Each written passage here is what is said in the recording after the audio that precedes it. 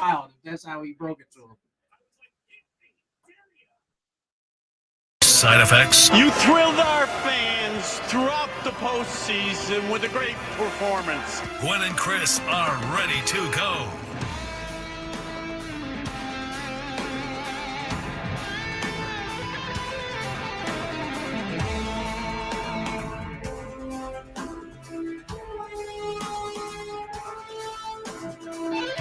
Welcome in, everybody. Gwynn and Chris, 97.3 The Fan, home of the first place San Diego Padres. 11-1. Padres swamped the Giants today. Finish off the series, sweep, outscored them 20-3. I hesitated when I came on because I swore Skraby said he was going to play a highlight coming into the show. I thought he said that too. I could have sworn he said, do you guys want me to play the Laureano home run? And we said, no, play the Cronenworth line drive that hit the bag. And as a matter of fact, he played it before we came on. I thought it was coming too. He checked it out, and then the show started. And I waited for it, but I don't think anybody heard it. Did you? Everybody heard it but you, Chris. Second place, I didn't hear it. Second place, first place, doesn't matter. Same old show. Same old show. I will take the heat for this one because I definitely said it maybe 30 It was your seconds. idea, as a matter of fact. It was your idea. I know. I don't know what happened there. All right. We got a lot to get to in a short time to do it. We'll be here till 6 o'clock. A special get-together, little post-game action. And, yes, I think it's certainly worth mentioning, right, that the Padres are currently in first place in the National League West. Before I go any further on that, though, I know Tony would agree with this next statement, and I'm going to remind everybody because it is important to recall this and keep it in your mind as you celebrate the rest of the evening away. They give no awards and no points for being in first place on the afternoon of August 13th. So that's not to say that you shouldn't be excited and celebrating. Exactly. Now having do you hear this buzzkill? That's what this is. I'm just reminding everybody that there's a long way to go. But in the meantime, let's turn up. Let's turn up. Bam, bam, bam, Finally, we're trying in to first get some good place. music. Look, a little late, but it's all right. Yeah, right. I mean, what? July 4th was the day we woke up, and if you check the paper that morning, Dodgers were 9 games ahead. 9. And I thought, I remember this very well too. Right. I said this, let's just get the wild card, and you said, okay, but you reserve the right to come back at me later in the season. Well, to be fair, you didn't say. I think how you phrased it was, you probably should focus on the wild card at this point, right? Point. Well, what's interesting is the Padres, I looked this up, since July 4th, since the morning of July 4th, the Padres have gone 23-12. Now, that's a good record, but it's not incredible. It's not like they went 35-0. No. The thing that I don't think anybody could see coming was that the Dodgers would go 12-20. Yeah. And that's what they've gone. There's the difference. And so that's a 9.5 games, actually, because right now the Padres are a half game ahead of them. And, we'll see now a little pressure, if there is such a thing, on the Dodgers tonight to try to even it back up. They'll have Ohtani starting the game against an Angel team that they still haven't beaten this year. And, this is another good reminder to all of us, because I've already been, online, Twitter, everywhere, people you talk to.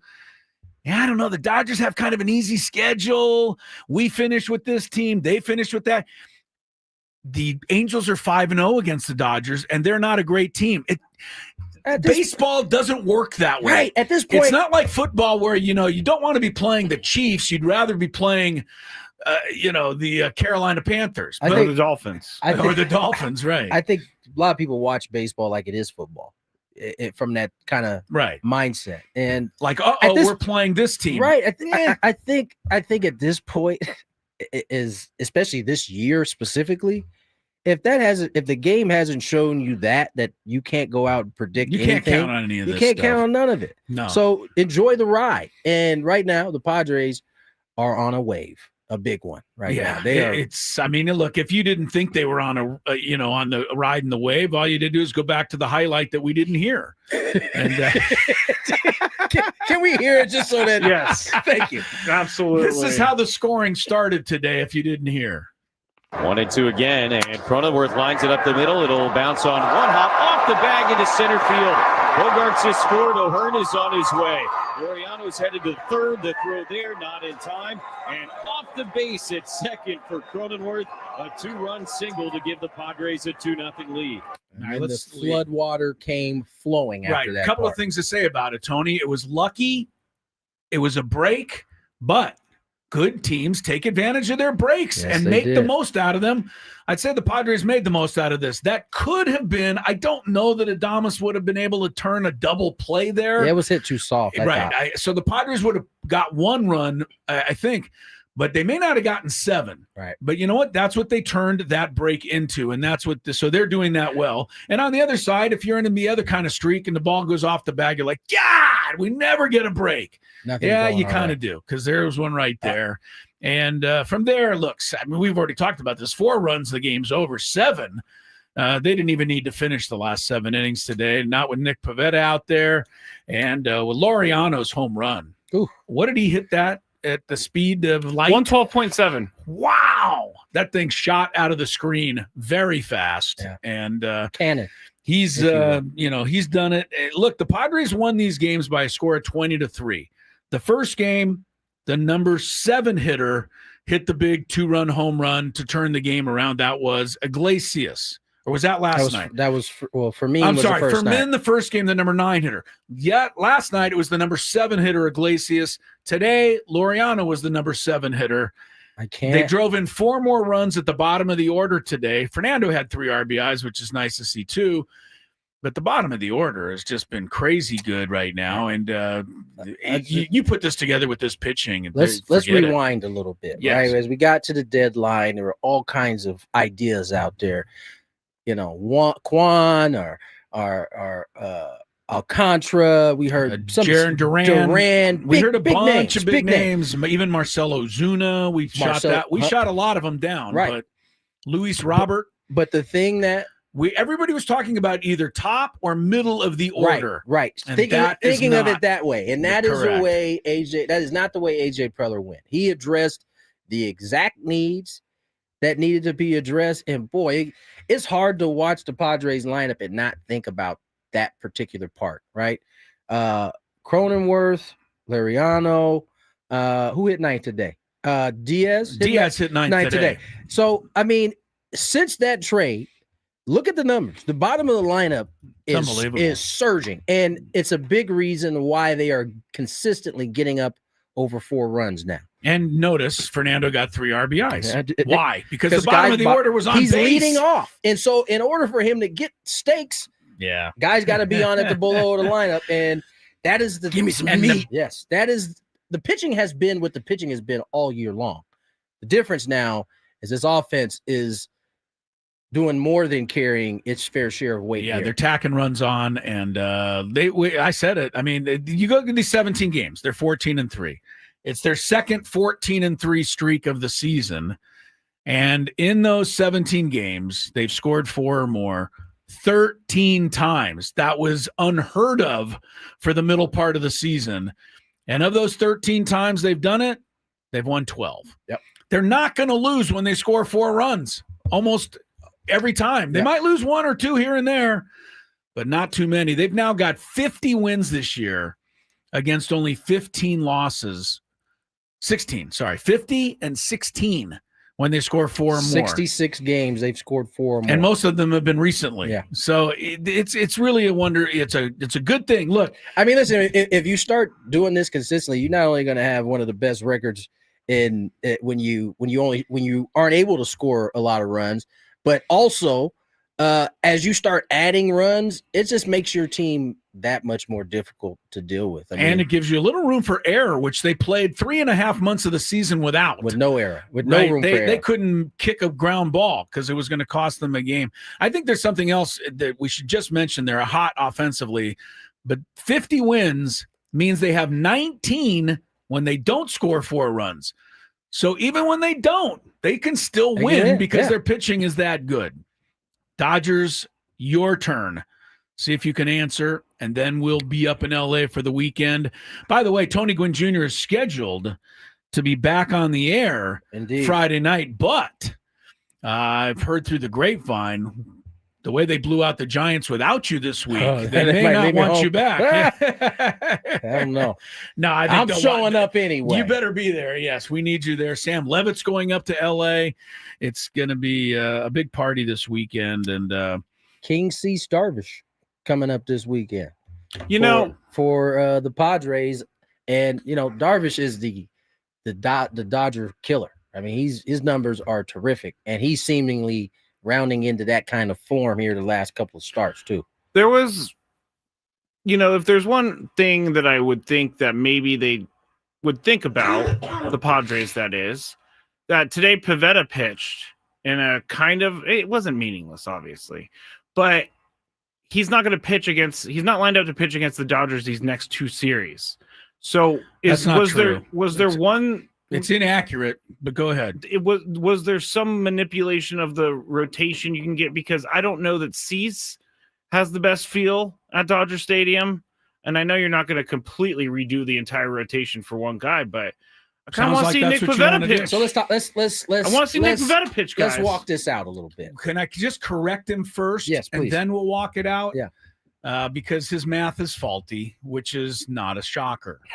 The Padres play 4 games against the Giants next week, not 3.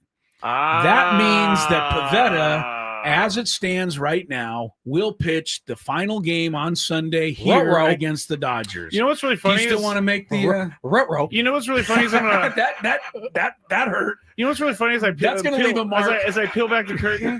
We were talking about this before the show, and I was counting the days off on my hand. And when I came to that one Thursday that they're actually playing, Chris didn't say a word to me about it. Because I was lying in wait, my friend. He was letting you go out there, buddy. And people wonder why I am mean to Chris sometimes.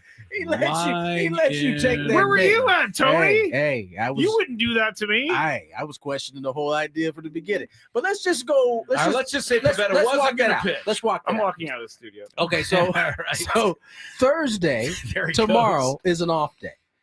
Right. If you are going to keep him off of yesterday or today, right? You skip him today. You'd have to skip him tomorrow. So he's now on asking 7 days for a rest, long rest. Right? We saw how he threw the baseball the last time he had extra days rest. He was given an extra day's rest before he last pitched against Boston on Friday night.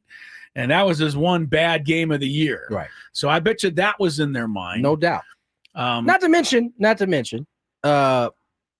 Darvish throwing the ball well. Dylan Cease coming off of one of his better starts all season. And Michael King, Michael King's got a little something to prove tomorrow night. I wouldn't be surprised if he gives you a good 5 or 6. Don't put it past him. Well, your math is wrong. It's not tomorrow night. It's Friday. Yep, there you go.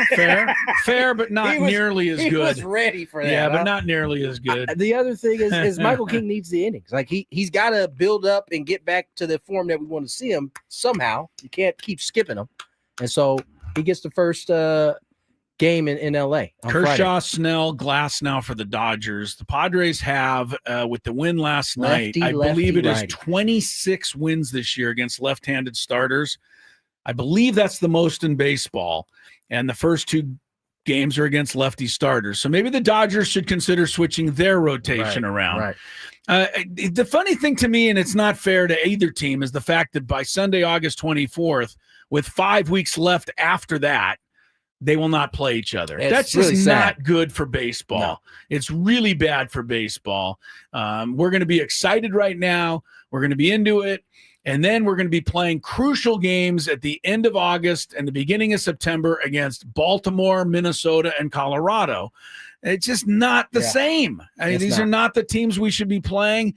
The Dodgers are going to be playing, I don't know, Pittsburgh and whoever they're playing. So I think, Tony, we'll talk more about it tomorrow heading into it and Friday, but these games are big, of course. I mean, if you were to go 6-0 or 5-1, either team, that's going to make a dent.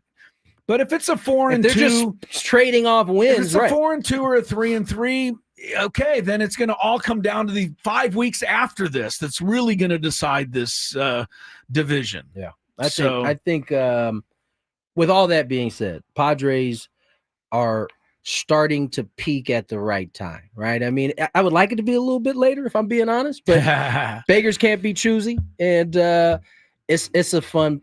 I've always enjoyed the brand of baseball they're playing, but now that you're seeing it like 1 through 9 on the offensive end, it's a lot of fun to watch, man. Another thing that's happening for the umpteenth year in a row, Mike Schilt is on a hot streak the final 2 months of the season. Second half. He's done it before. This second half Schilt. Shouldn't be surprising if you've been paying attention. And, look, this 14-3 thing has been really we waited for this for 3 months.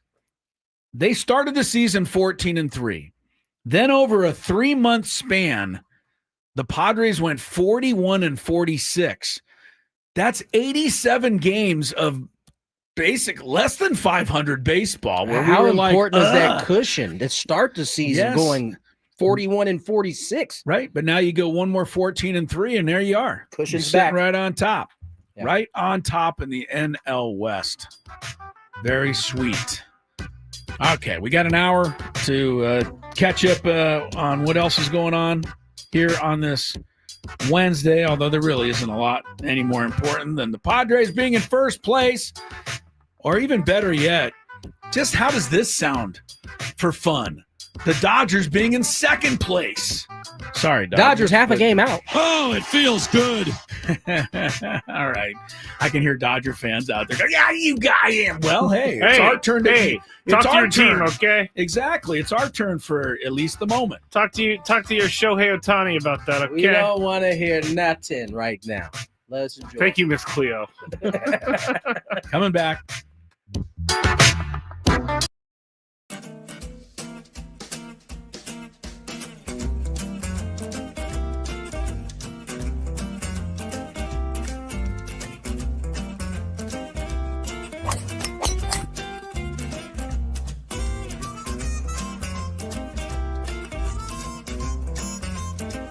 These things.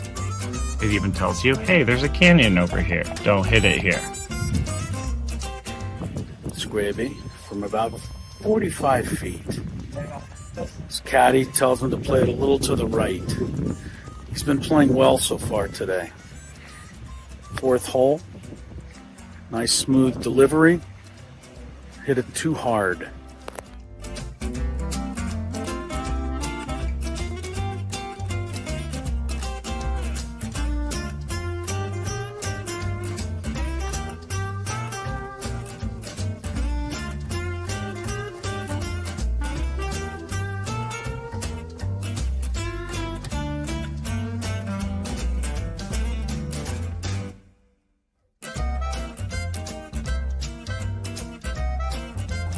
Sasquatch.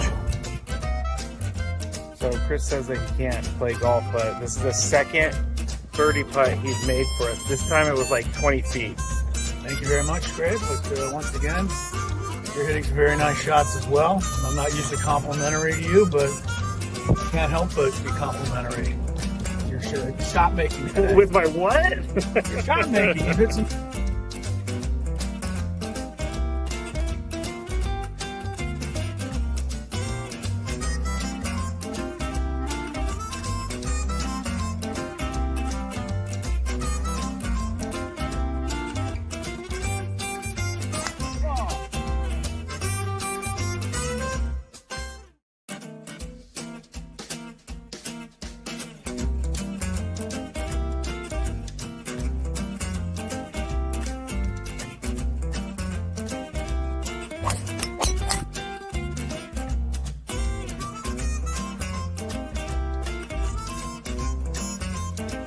These things.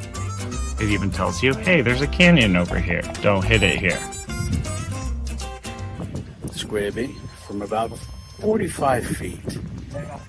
His caddy tells him to play it a little to the right. He's been playing well so far today. Fourth hole. Nice smooth delivery. Hit it too hard.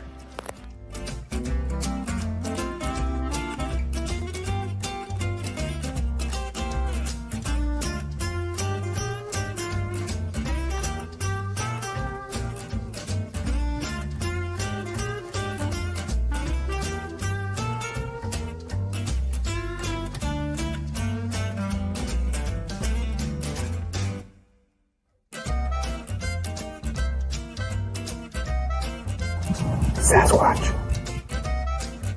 So Chris says that he can't play golf, but this is the second birdie putt he's made for us. This time it was like 20 feet. Thank you very much, Skraby. But once again, you're hitting some very nice shots as well. I'm not usually complimentary to you, but can't help but be complimentary. Your shot making today. With my what? Your shot making. You hit some.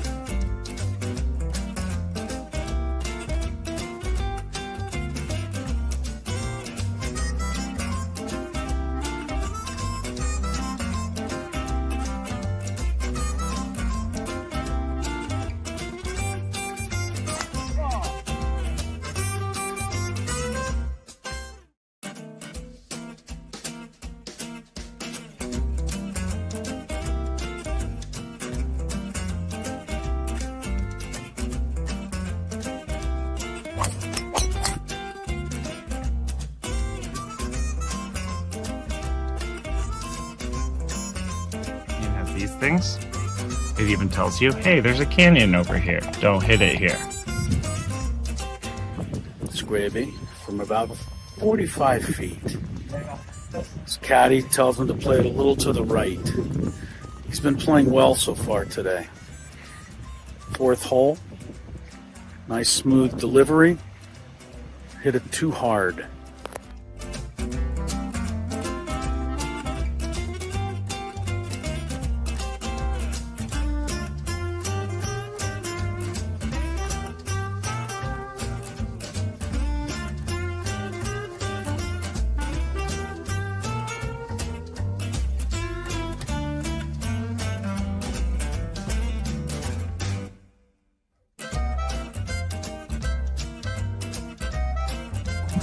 Sasquatch.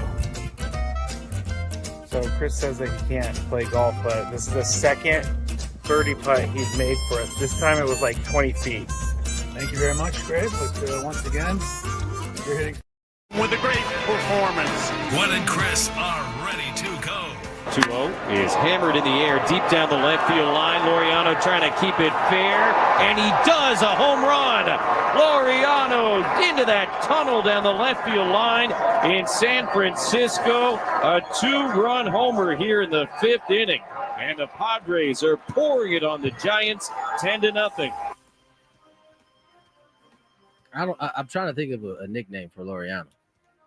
Can't think of one right now, but that dude, little stocky man, is out there just pulverizing the baseball right now. I thought of he played Lorinator. And he, well, we already have a Ferminator and a Scrabinator. So. Could you come up with a worse nickname, please? Lorinator? The Lorinator? Anything with "ator" on the back of it is a good thing. Not that one. That offended me, Chris. I've probably already done that like 6 times in the early stages of the program today. Oh, man. Welcome into Gwynn and Chris. Laureano, what happened? Where did he go? You got to sit down with this guy, Tony, and find out how he caught the lightning in a bottle. Because his career has not been – he's been good. He's been good. He's been great this year, though. He's having a career year. Him right. He's having the career year, and we got him at the right time. Well, listen, man, that's part of the magic of having good teams, right? I mean, Jerickson Profar last year had a career year. Yeah. This year, it started out being Gavin Sheets. Padres make a trade at the deadline, and now all of a sudden, Ramon Laureano, who was having a terrific year in Baltimore, has come here, and it is it's safe to say pretty much every move that has been made to shore up things for this roster have all hit pay dirt to this point. Yeah, Laureano's 114 points above his career OPS this year. That's a career year. And I will reiterate what I said last week when Ryan O'Hearn won a game and Laureano won a couple of games. How's Victor Figueroa, Cobb Hightower, and Tyson Neighbors doing these days? I'm not trying to knock those guys. I'm just saying. I know. I see your point. For all the people that said we can't possibly part with these guys. We're giving up too much. Okay, well, they're not really contributing at the moment, and the Padres seem on their way to something pretty good. So I like it. There's a nickname on the chat. What we got? Laser Ramon.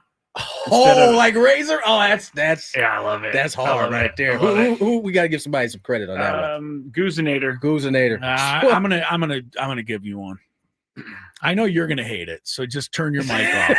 What is it, like the Spider-Man? No, Laser Ramon. No, instead of Top Ramen, Top Ramon. Crickets for that one. Tony, I we knew have I'd to go. get crickets. We have to go.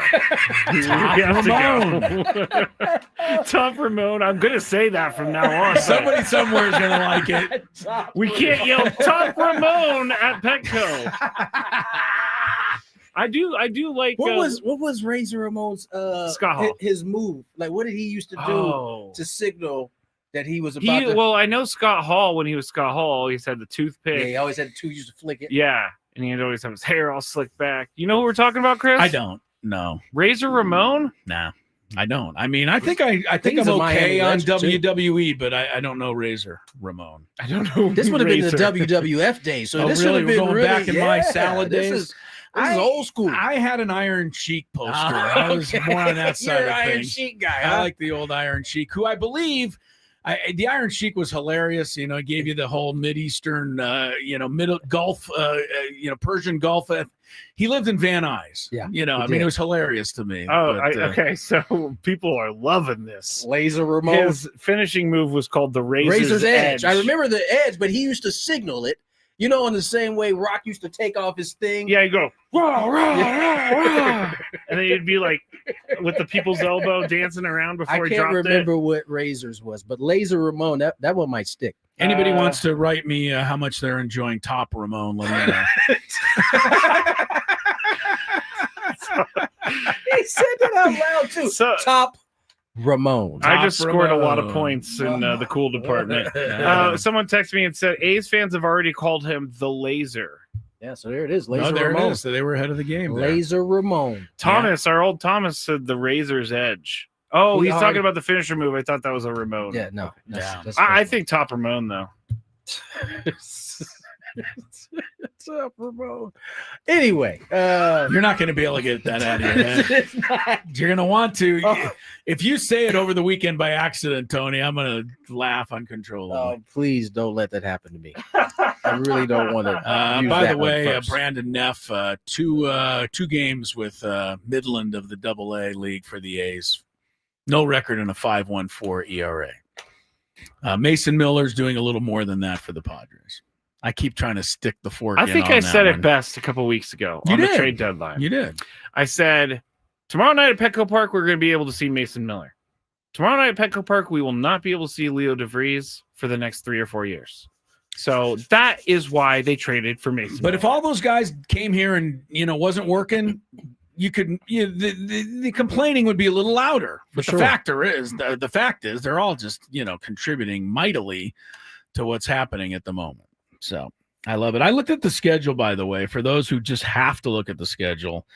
Both the Padres and Dodgers, they obviously play each other. They both have a series in Seattle. The Padres have one series in New York against the Mets. The Dodgers don't have something equal to that. So that's one edge Dodgers there. At home, they both play the Reds. The Padres have the Brewers. The Dodgers have the Phillies, so I think that cancels. And as far as playing bad teams, they both play Colorado twice. They both play Baltimore.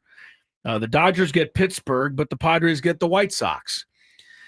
So there's not a whole lot between the two remaining schedules. And you got 41 games left. Outplay the other guys and win the division.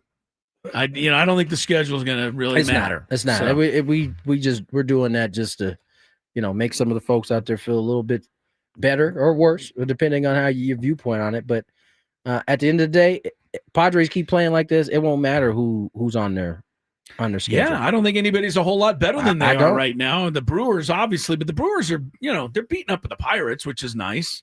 They beat up on a lot of bad teams in this, and they beat some good ones. So who is the good ones they beat in this 11? They beat the Dodgers right before and after the All-Star break. So that's not 11, a part. Is that a part of 11? No, it's not a part of this 11. one. Okay, but it was part of their first streak. They've had 2 long winning streaks now. They beat the Cubs 2 of 3. I remember that right before the break. So look, whatever they're doing, fine. I would still say, and I think most would agree, if you have a choice in your first, let's say the Padres can win the division and get a bye.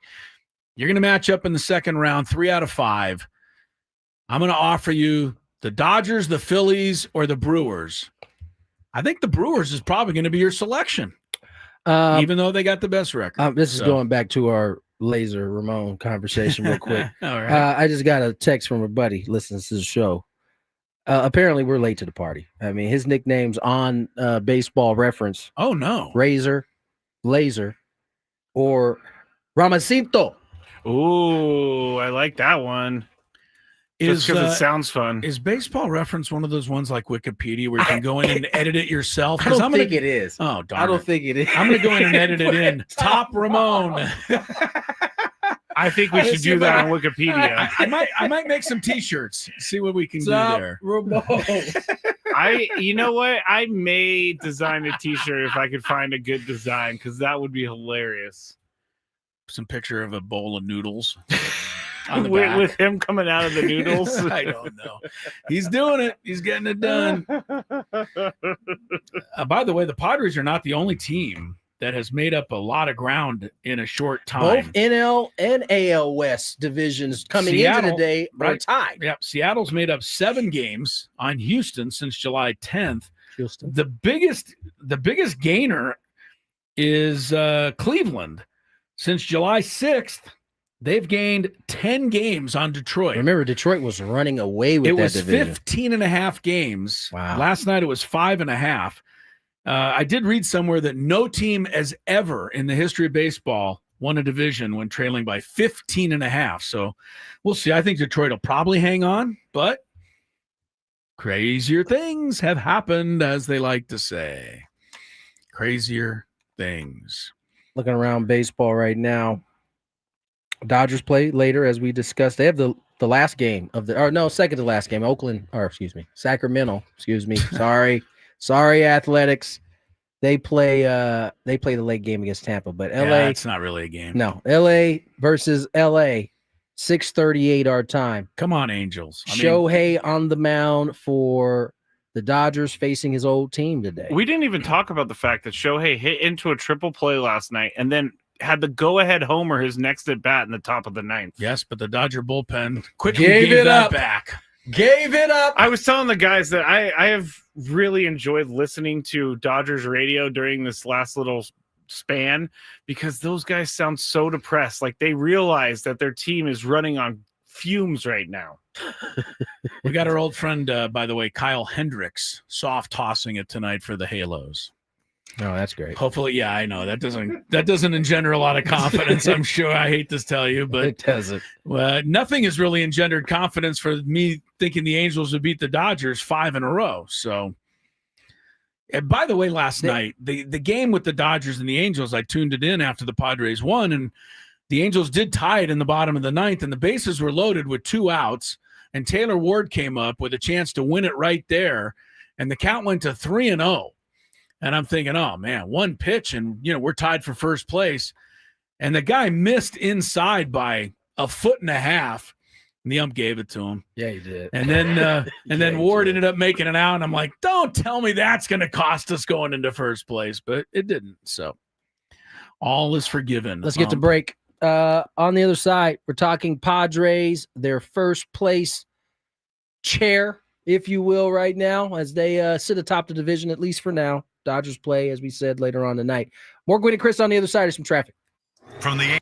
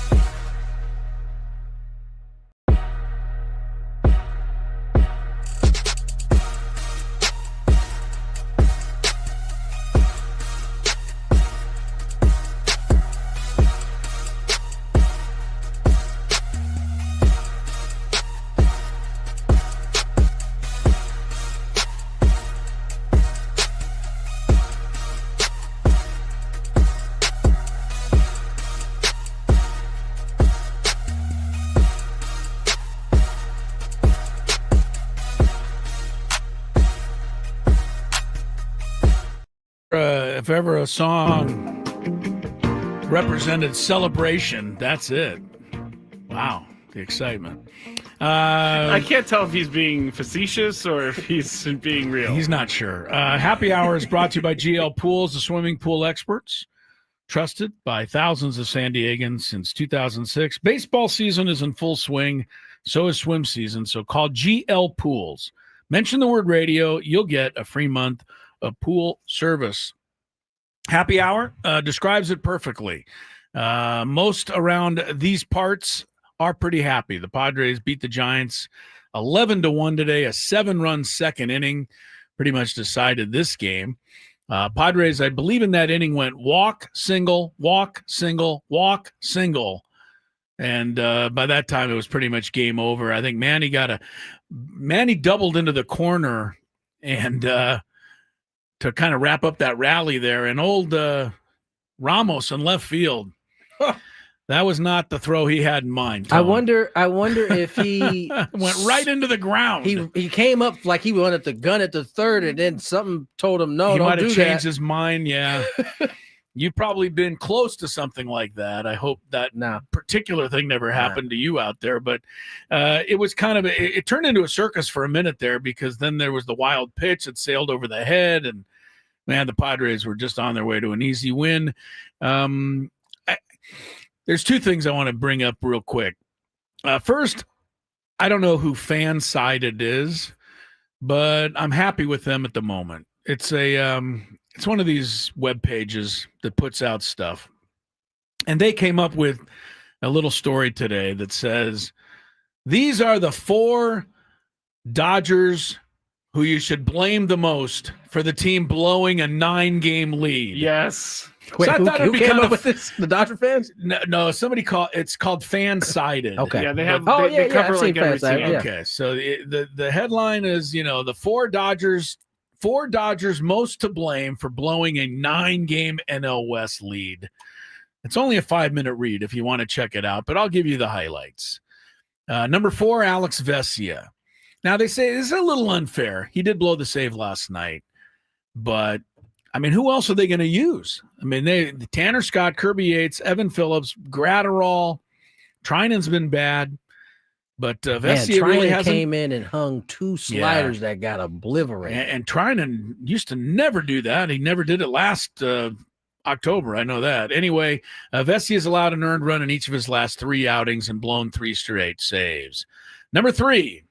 Everybody will like this one. Manager Dave Roberts. With the team stuck in a funk like this, the manager needs to come in for at least a bit of the blame. On and on they go there. Number 2, this guy's been taking it all year for the Dodgers. And, there's bad free agent signings. Michael Conforto has not worked out. He's slashing 187, 299 on base, 327 OPS. So that's a slug 327. So OPS about 600 is all. Conforto's still out there though, because they really don't have any other options, which leads us to the number 1 person to blame for the Dodgers blowing a 9-game lead, President Andrew Friedman. And he didn't do nothing at the deadline. We brought it up. They didn't. Platoon outfielder Alex Call hasn't exactly saved the day. Reliever Brock Stewart has already found his way to the injured list, so he's not helping at all. The Dodgers, maybe they didn't think they needed something. Maybe, I don't know. It's weird because the Dodgers always do something at the deadline, and we all knew they would, but they didn't. And now, people are wondering. This is why I do not believe any fan of any team that says, if you give me a championship, I'll be fine for the next 5 years, because it's never like that. If the Dodgers won a championship and Dodgers fans are mad about this year, that's why I don't believe fans. It's a fair comment, because you're right. I'm sure Dodger fans are pretty frustrated right now. I don't think too many Dodger fans are saying to themselves, well, we won the championship last year, so it's okay that we blew the 9-game like lead. maybe sure one they're not out saying of, that. maybe one out of 10,000 say that. Right. So you're right, Skraby. It is a what have you done for me lately world. And Javi makes a great point. Or Jay, I believe Ohtani contract has an opt-out if they ever fire Friedman. They ain't finna fire Freeman because they don't want him to opt out. They don't want him to opt out. So Freeman's got some job security. Freeman's got the most job security of anybody. I don't know. Did ownership step in and say, hey, that's enough? We can't. I mean, I can't imagine that happened. Can't spend any more money. But why didn't the Dodgers address left field? Conforto has not gotten it done all year. Listen, I think Alex Call certainly wasn't, the answer. And this is, no disrespect to Conforto. He hasn't had a great season in a little bit in a of while, time. yeah. And so it was. I don't know that they signed him thinking, oh, this is going to be our savior. Now he got off to a hot start, so it looked like, man, another dude signs with the Dodgers and figures it out, but hasn't continued that way. I mean, would you say a slug or was it OPS or slug? His OPS is 566. The slug was 3-something, you said? 327 slug. I mean, your OPS is in the mid 500s and you're a starting outfielder. That's not what the plan is. That ain't it. No. And Betts is surprisingly had a terrible year. I don't think it's that surprising. You go back to the beginning of the season, he was I mean, looking like a 16-year-old kid. He had lost so much weight at that point. Yeah. And I think he's still recovering from it, honestly. But they got much bigger problems than that. That bullpen is not good. It's not good. It's the thing that makes me hesitant is that their bullpen going into last playoffs was also struggling mightily. I know. And then they got hot. They whipped us. And that's right. And that's what goes back to what we were talking about yesterday. And look, we're going to continue to enjoy the Padres being in first place today. But ultimately, once you get to the postseason, nothing that happened before actually matters. What if I bring this up just for fun, Give Tony? it to me. The Dodgers are only 2 or 3 games ahead of the Reds. Just in the race for the wild card. Get them out of here, period. What if they just don't make the playoffs? Oh, wow. That's not even something you can dream of, is it? That's an alternate universe ending. Okay? Doesn't that seem like a crazy thing? There's so many questions. I mean, like, does that raise the pressure on the Padres at that point? The Dodgers aren't in it, right? I think it does a little bit. But it certainly gives Padre fans a whole off season. Yes, it does. To talk as much with stuff, as Chris said the other day, as possible. I should take it back. The Dodgers are 3.5 up on the Mets for that. So they're, the Reds are 5 behind the Dodgers. So they got a little room, the Dodgers, let's be honest. It would take something really catastrophic for them to miss the playoffs entirely. But we can dream, can't we? We can dream. Absolutely. Padres, by the way, with their win today, move into it's so close.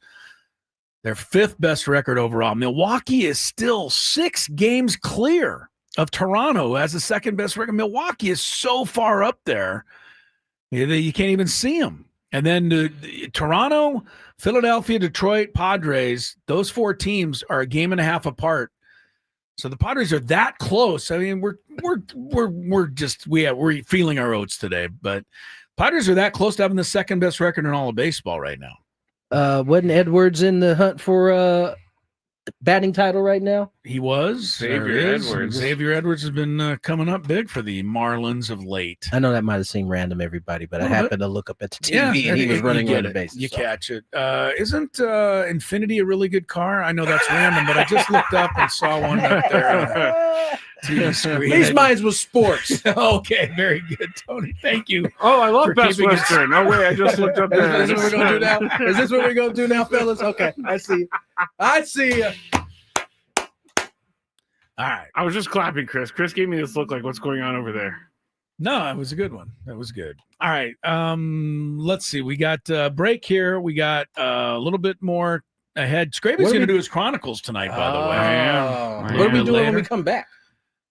We're going to go over everything else that's happening. The Twins situation is kind of interesting. I think that we need to cover that a little bit. And Shedeur Sanders with a little news today. Jerry Jones with some news. Skraby look over here. Skraby thinks he's lying. Hold on. I did not say that. Well, we'll find out what you did say when we come back. You didn't say that. I didn't say that he was lying. We'll talk about it on the other side. We'll find out what you said when we return on Gwynn and Chris. All right, it's time for the Beaver Nuggets. So the story is somehow Buc-ee's got brought up. I think Frank brought it up. Yes. And it's a rest stop / mall / entertainment zone, super center. And someone said on the chat yesterday that they have like 100. They went to one with like 100 gas pumps, which is a lot, I guess. But while we were talking about this, Sam Levitt was in New York listening, and he goes, "Put me on, put me on, put me on." And so we put him on, and he's talking about how much he loves Buc-ee's. And so we got into the conversation, and it ended up being about the Beaver Nuggets. And so I had to order them because I find the name Beaver Nuggets very gross. I find it gross. But we're going to go with this. It's kind of like a Cheeto / a corn pop. It's like a cheese doodle. A cheese doodle. And we're going to eat them right now. I don't think these are bad, but here we go.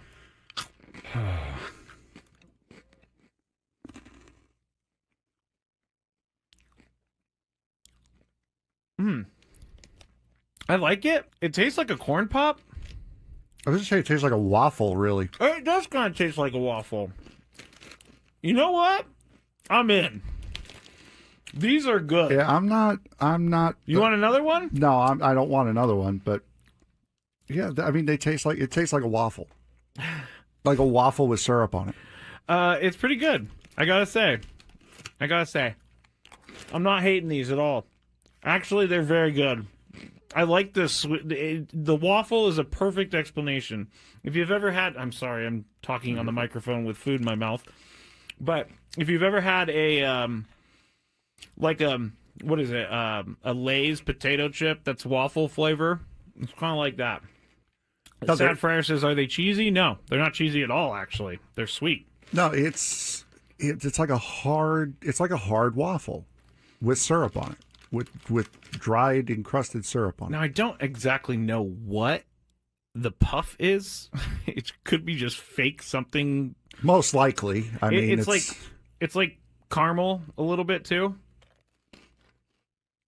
All right, I gotta stop eating these because I will eat the whole bag. I love these things. I'm gonna leave them here though because I will eat this if I go home. It's just gonna be a bunch of Beaver Nuggets in my bed as I sleepwalk or something like that.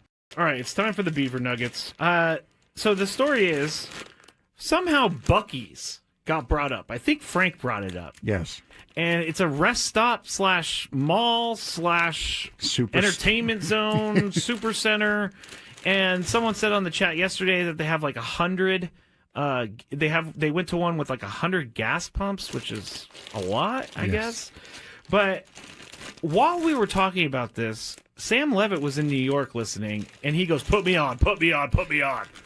And so we put him on, and he's talking about how much he loves Buc-ee's. And so we got into the conversation, and it ended up being about the Beaver Nuggets. And so I had to order them because I find the name Beaver Nuggets very gross. I find it gross. But we're going to go with this. It's kind of like a Cheeto / a corn pop. It's like a cheese doodle. A cheese doodle. And we're going to eat them right now. I don't think these are bad, but here we go.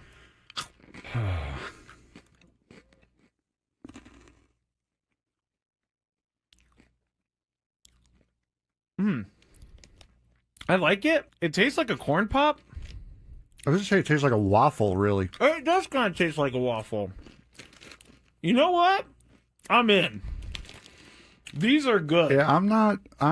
You want another one? No, I don't want another one. But yeah, I mean, it tastes like a waffle, like a waffle with syrup on it. It's pretty good. I gotta say, I'm not hating these at all. Actually, they're very good. I like this. The waffle is a perfect explanation. If you've ever had, I'm sorry, I'm talking on the microphone with food in my mouth. But if you've ever had a what is it? A Lay's potato chip that's waffle flavor. It's kind of like that.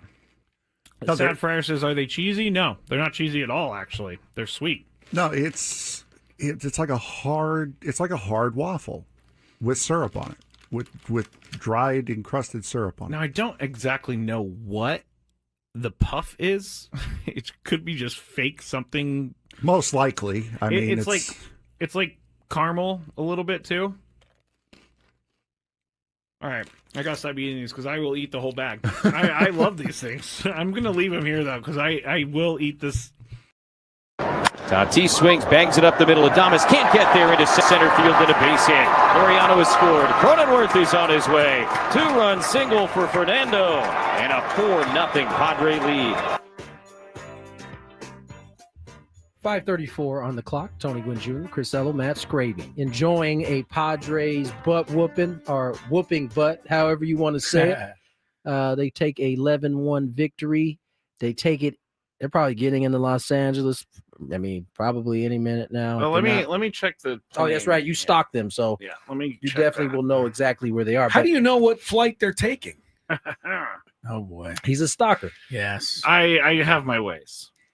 People like you get locked up and put away. You know, I have never left the studio trying to sabotage the plane or anything.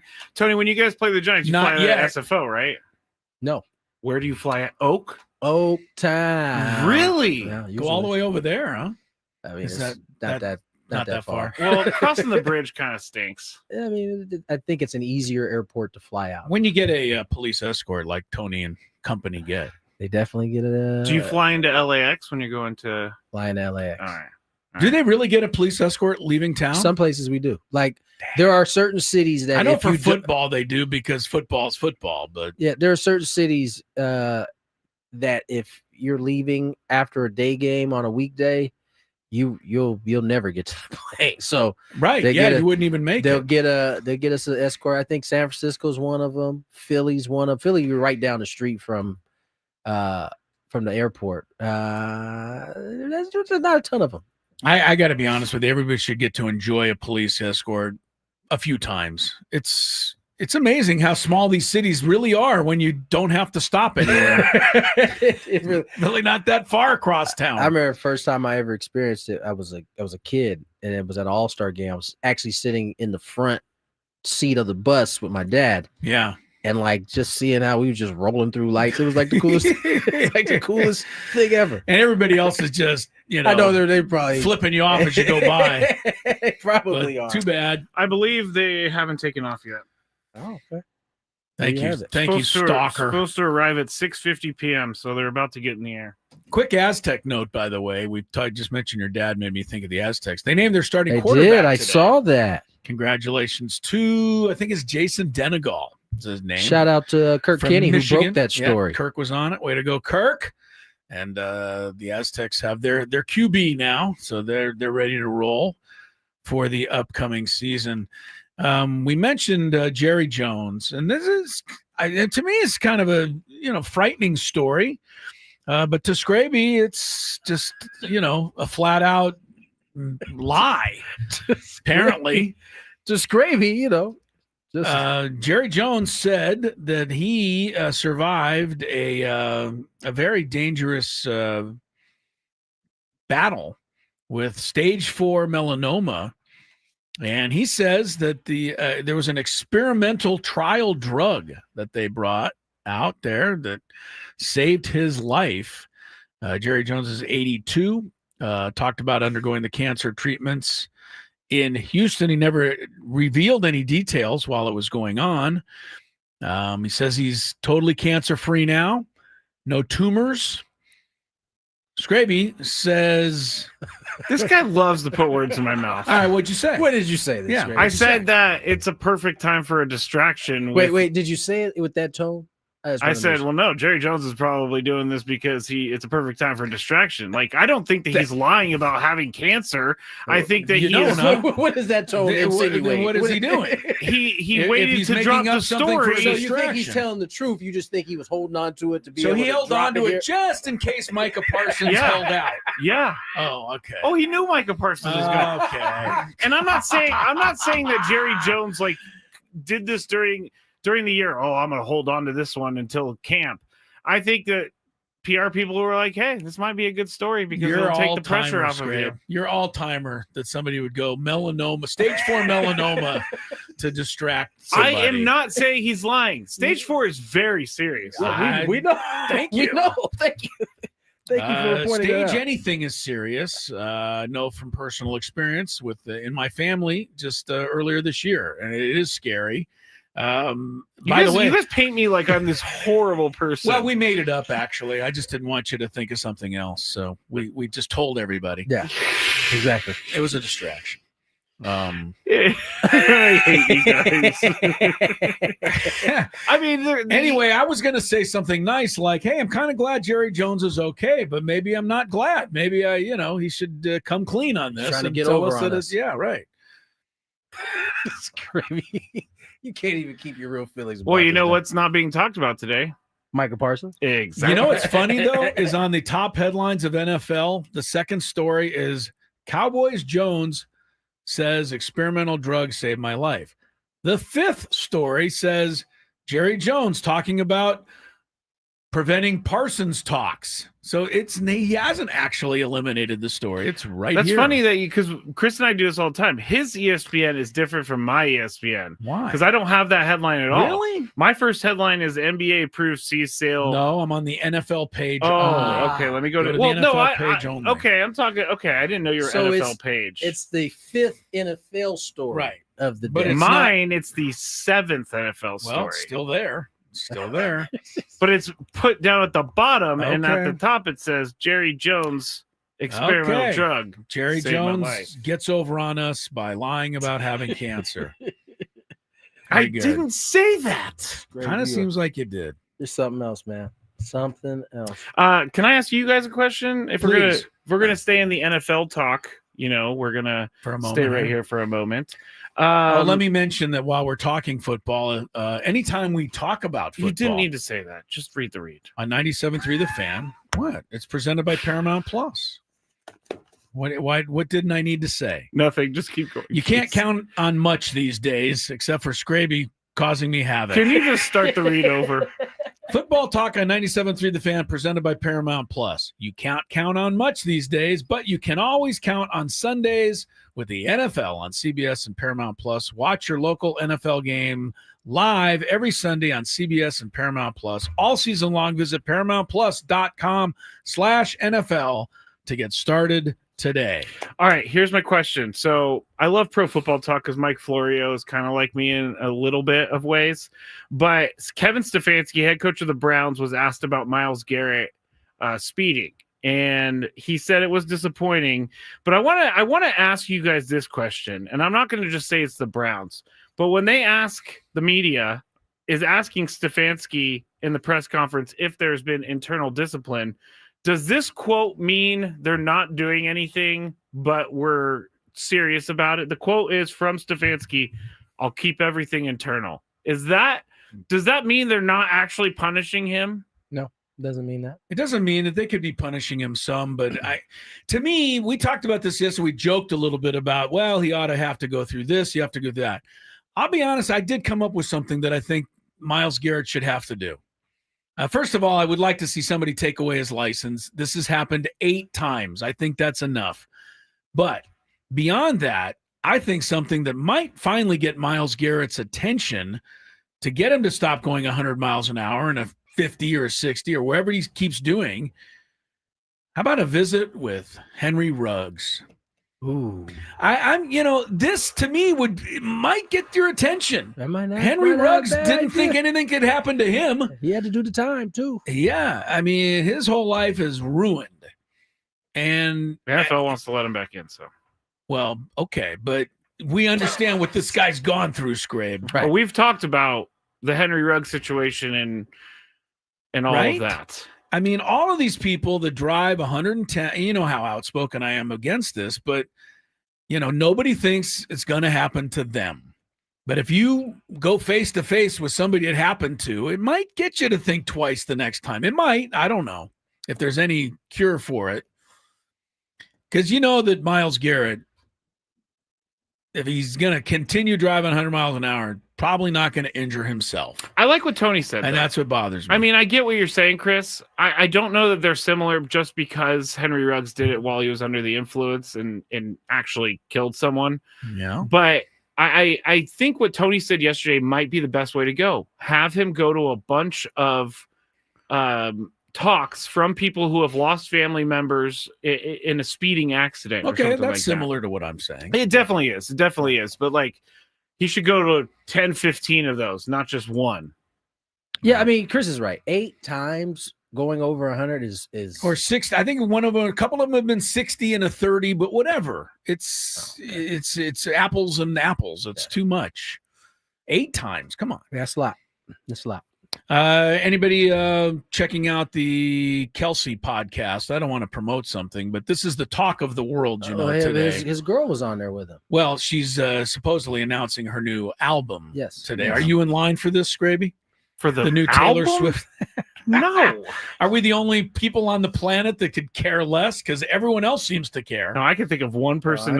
I got about three or four girls I know. You got 3 or 4. Good. That certainly. I'm glad not everybody buys one of her music discs. I mean, we are definitely the minority.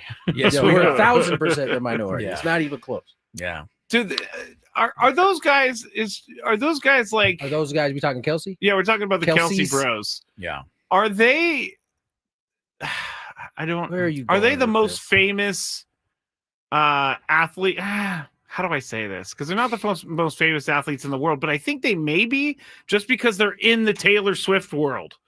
Doesn't hurt them. It certainly doesn't hurt them. Like I don't know that they're the most famous. I would say probably not, but they are probably more famous outside of athletics. Yes, more than any because other Travis athlete. Kelsey is smart enough to talk about Taylor Swift. She's never been on the podcast apparently until tonight, where she's going to make her debut. Yeah, but he's smart enough to talk about her, and people are just dying for any information, so they eat it up.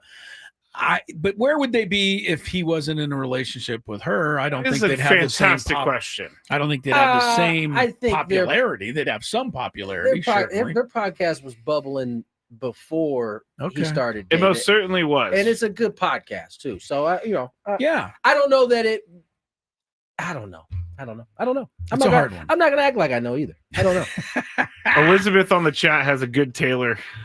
Says, I love Taylor, but I was surprised she didn't break up with someone before releasing an album.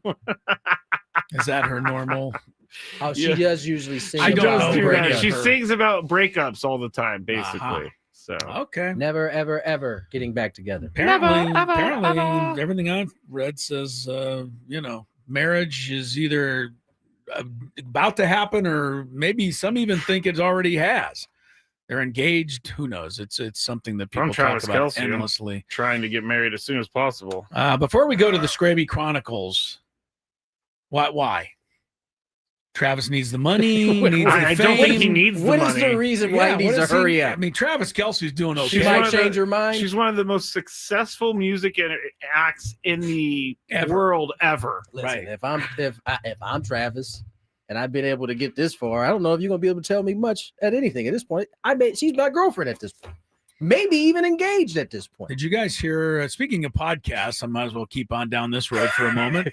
David Justice was on a big podcast this week and talked about his relationship with Halle Berry and how he wishes what he said. I thought what he said was... It was very mature. It was mature. It was twisted a little by some people, but he just said that he wished there had been some counseling. He feels like they could have pulled it together, but when he was at that stage in his life, she was at hers. He felt like his wife should basically make dinner and cook, and have kids. Do the house. Yeah. And I did not know it was like and that. And his wife was Halle Berry, and Halle Berry wasn't doing that. The context behind that was, as he explained, this Midwest kid growing up. At the time he grew up, that was what he saw. So he thought that's what all wives did. Right. Even if it was Halle Berry. I thought it was cool that he was willing to admit that. Yeah, I did too. Out loud. Props to David Justice. He said that he felt like if he knew anything about therapy at that point, he thinks that because he said it was never he said their issues were never really that big. Yeah. Anyway, I didn't know it was that.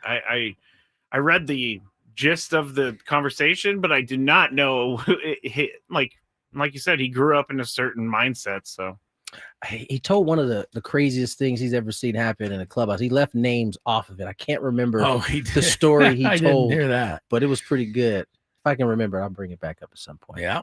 David Justice, was he not on our show the one time from I don't Cathedral? Think David. No, that was Jermaine Dye. Jermaine Dye. Right. But, all right. Former Brave. What happened 15 years ago today? Tony Gwynn Jr. Give me August 13th, 2010. Where do you think you were? I was on a baseball field somewhere. Yes, you were. You were in San Francisco. And just looked it up for fun. The Padres won that day over the Giants 3-2. You came in as a pinch hitter in the 9th inning, and you appeared in the game. What did I do? Did I punch? You flied out. Okay. You flied out. No punch. I wouldn't bring it up if you punched. That's just why you skipped over it. Winning pitcher was Clayton Richard that day. Saved to Heath Bell. Captain America. Padres took a 3.5 game lead in the West on that day 15 years ago. I think here's why I bring it up. That's the last time on this day that the Padres were in first place. That probably before today was a few days before Jerry Hairston Jr. pulled his hammy and had to miss like the next 2 or 3 series, and we took it on the chin. I think the Cubs came in. They might have took 2 or 3 from us. They weren't a very good team at the time. Yeah, you guys had a great shot at it that year. There's no question. Just for fun, Tony, give me the lineup. Not the order, the batting order. You don't have to. But who was the first base that year? You know that one. Adrian. Second base. Eckstein. No, Cabrera. No, you just mentioned your second baseman. At least on this day. Was it Eckstein? Jerry Hairston. Oh, okay. Yes. Shortstop that day. 15 years ago in San Francisco. Nobody you named. Pretty good player. Had a lot more success elsewhere, but did play for the Padres that year. Miguel Tejada was at shortstop. He was on the team. How about that? Chase Headley, 2 RBIs in this particular game. He was at third. He was on his way to that crazy season he had. Left field. Denorfia was in center that day. Left was Will. They started, by the way, San Francisco started a lefty, which is why you came off the bench. But Denorfia was in center. Will Venable was in pinch hit in left field. The starter that day in left field was Scott Hairston. That's right. The other Hairston. And one of the great free agent failures, unfortunately, was in right field that day, batting cleanup, Ryan Ludwig. He did go 2-for-4 that day. Not a free agent acquisition. Oh, that's right. Trade deadline, yes. Catcher. Gave up Corey Kluber. Oh, boy. Yeah. Still hearing about it. I guess that's one that didn't work out. Catcher batting 5th that day. I wouldn't imagine this guy ever being good enough to bat 5th. It was my man used to play for the Torrealba. Yorvit Torrealba. I like him. He was a good dude, man. Was a good dude. That was the Padres. He was a former Rocky. Yeah. Had some Rockies time. 15 years ago today.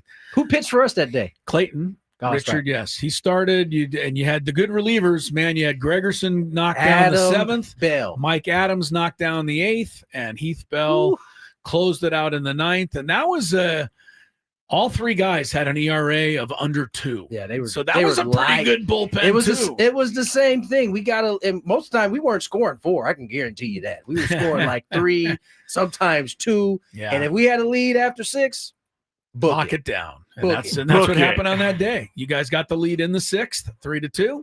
See ya. And it was a victory at AT&T Park. They got the last laugh though. So yes, they did. Unfortunately. All right, that last was laugh all the way to the World Series.